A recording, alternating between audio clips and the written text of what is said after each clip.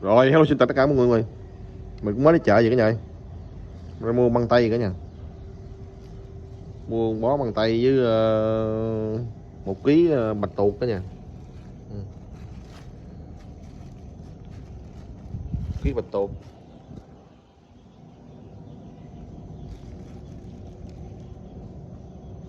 Bữa nay mình làm bạch tuộc xào măng tây cả nhà. Rồi đi rửa cả nhà.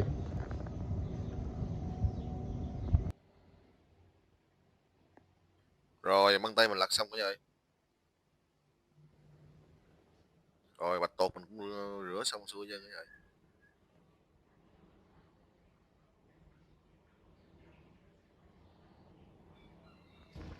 Cái măng tây này mình lặt xong rồi mình luộc sơ qua cả nhà. Luộc sơ mình hãy xào nha. Rồi quay qua thì bắt cái chảo lên xào luôn cả nhà. Chảo nóng rồi đổ dầu vô nha.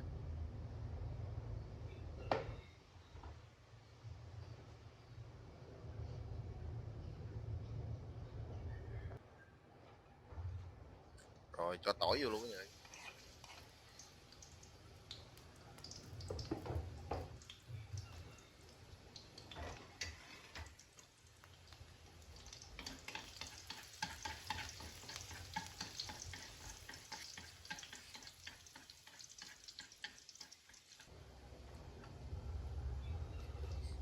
Rồi tỏi nó vàng đổ bạch tuộc vô xào cả nhà.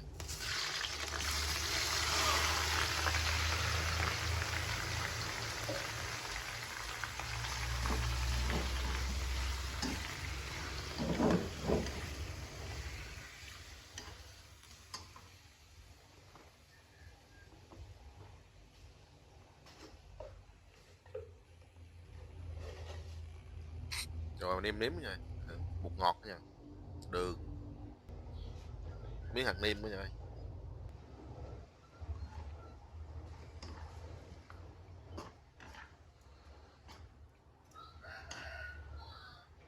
Cái bạch tuộc là xào hồi nó ra nước lắm cả nhà.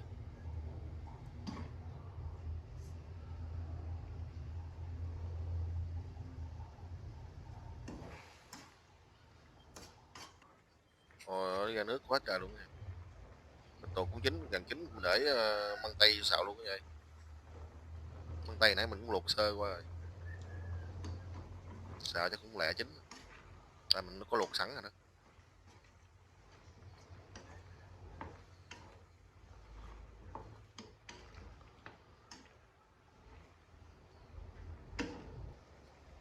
Rồi bằng xào chín mình để rau vô nha, hành với cần tàu rồi.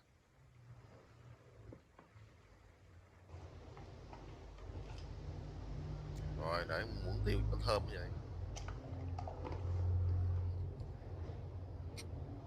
Rồi quay qua mình bắt cái chảo chiên khô cả nhà, bữa nay mình khô cái dứa cả nhà. Chảo nóng mà đổ dầu vô cả nhà. Nè mình ăn khô cái dứa chiên như vậy.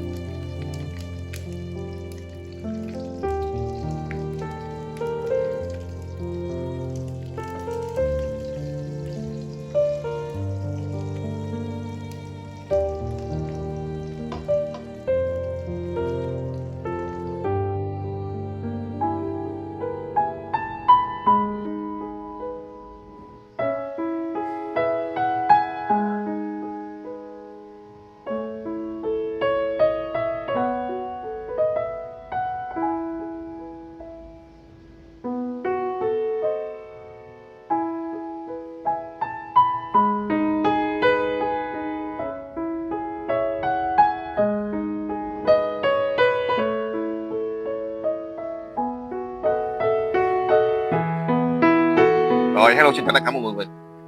Chào mừng mọi người đã quay lại với thêm mình mọi người. Bữa nay ăn cơm nha. Cơm trưa. Ăn cơm với bạch tuộc xào với măng tây nha. Đây khô cá dứa nha ơi. Đây nước tương nha, nước tương chấm với bạch tuộc. Nước tương này nước tương tương đậu nha, chứ không phải đậu dẻo nha. Không phải tam thái tử.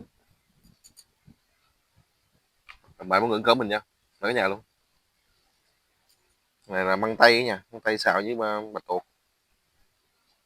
Măng tây. Mời mọi người nha. Ừ.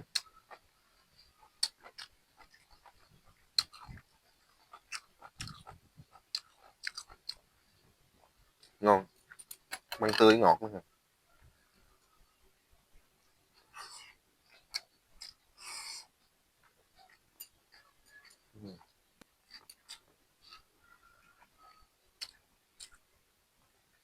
Mời mọi người có bạch tuộc nha. Chấm nước tương tỏi ớt này ngon lắm nha, tương đậu ngon lắm. Ừ. Ôi. Ừ.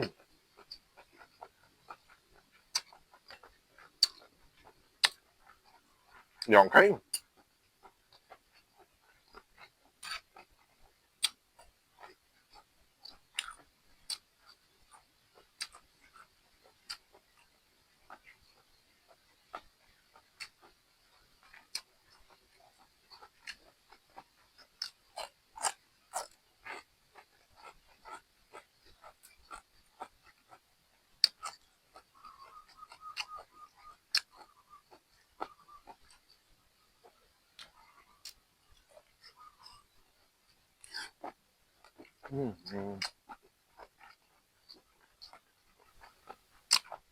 tỏi sống.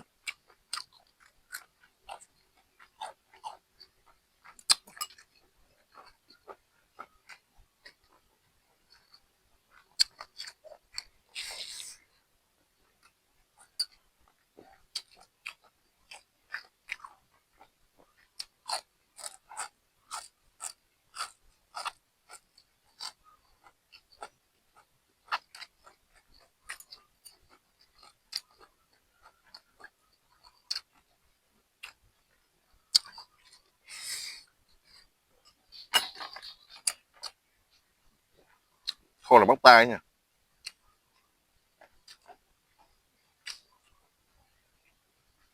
khô cá dứa nè, con chà bá nè, mời mọi người nha.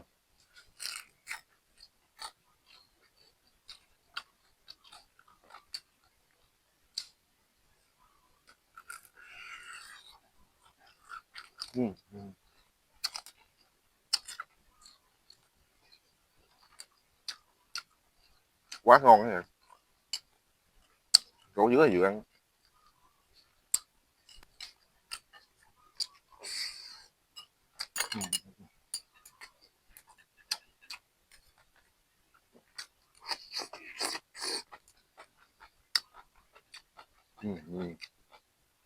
Cô nó ngọt, ủa măng nó ngọt ghê luôn.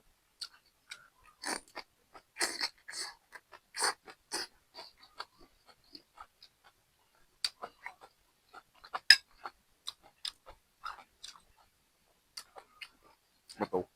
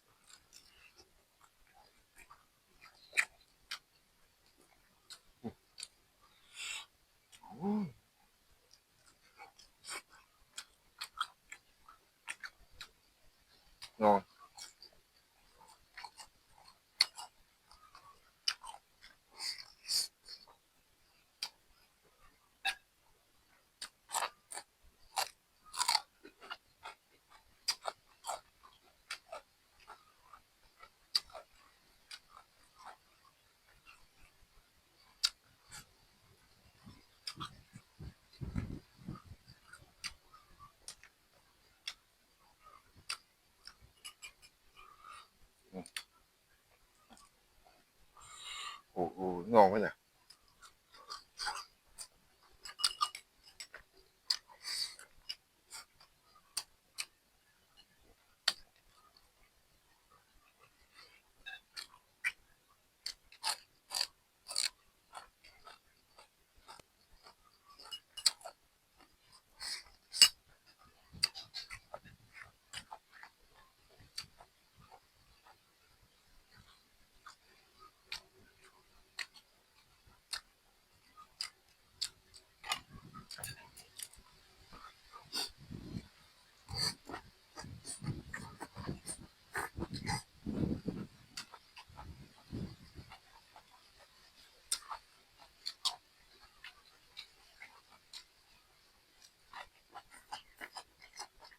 Ừ.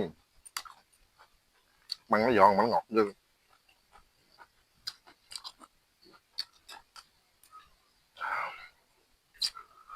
Ừ. Mà 40 nha. À, quá.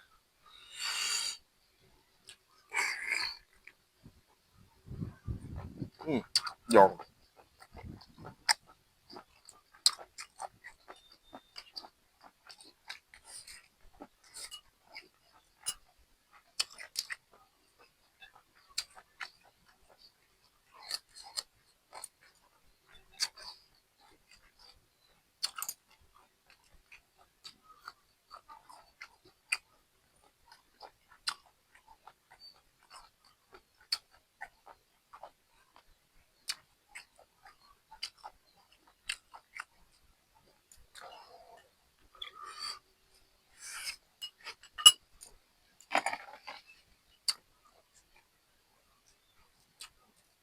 Ừ.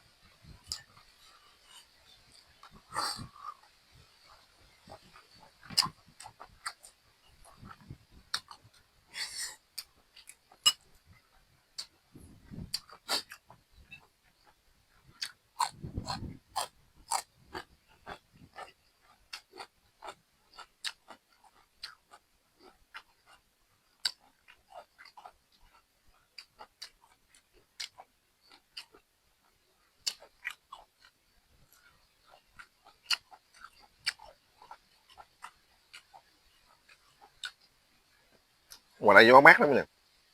Vườn gió.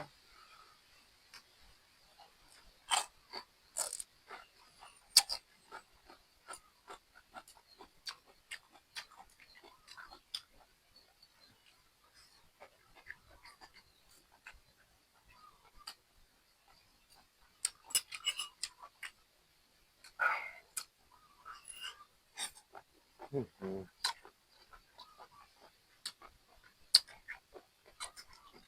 Chén nước tương này ngon ghê.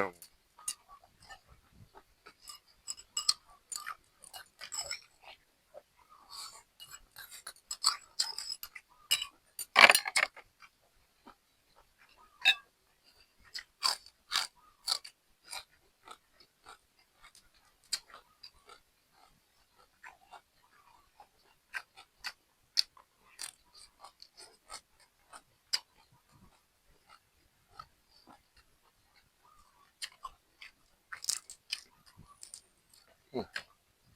bụng cái lượng cá.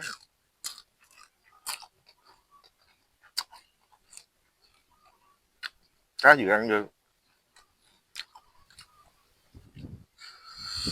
Thôi mình cũng cơm xong rồi, mình xin kết thúc clip tại đây nha, hẹn gặp clip sau nữa nha, bye bye.